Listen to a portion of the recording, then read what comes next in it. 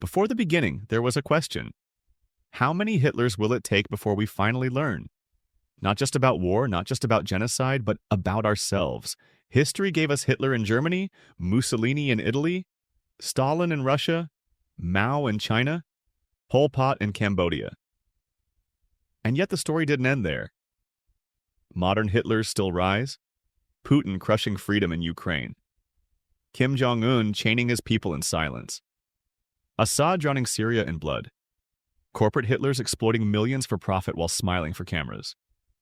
Every age gives us a new mask but the same darkness. And each time we swear never again. Yet each time we look away until it is too late. The Holocaust did not begin with gas chambers. It began with silence, with neighbors turning away, with words and laws that seemed harmless until they weren't. The killing fields of Cambodia, the starving plains of Ukraine, the machete massacres of Rwanda all began the same way, with people convinced obedience was morality. How many Hitlers will it take before we understand that the tyrant is not born alone? He is built by our silence, by our fear, by our willingness to trade freedom for comfort. One man never builds genocide. Millions allow it. I walked through the killing fields of Cambodia. Beneath the trees, bones still rest. I saw a tree where babies were smashed to death, and I thought, no one begins by killing children. It starts with a whisper, with a joke, with a law, with silence. I stood in a Berlin museum, before the drawings of Jewish children from Terezin.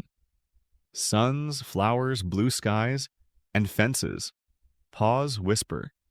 Fences drawn by children who never came back. It takes one Hitler to burn a world, but it takes only one child's vision of freedom to begin again. So the question is not, how many Hitlers will rise?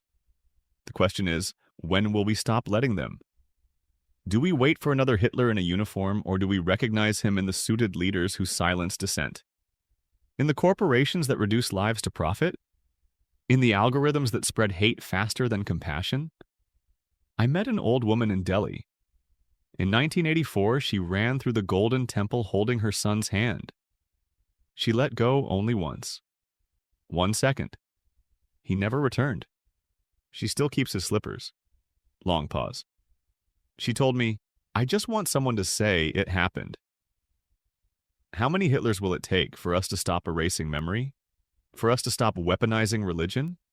For us to stop calling starvation, pogroms, and massacres policy or necessary order?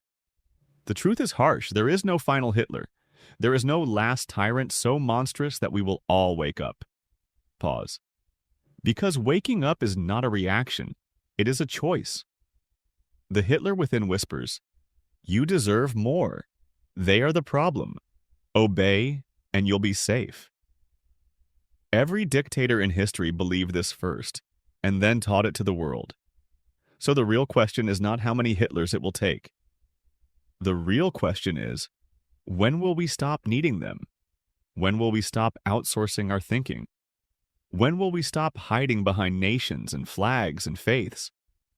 When will we remember that before we were Germans, Russians, Indians, Chinese, Americans, we were Earthlings? This war does not end with bombs. It ends with remembrance. It ends when ordinary men and women refuse to bow. It ends when we stand as one and say, we see you. You're not needed anymore. We remember. And we will no longer obey fear. That is the day the last Hitler, inside or out, finally disappears. So I ask you again, how many Hitlers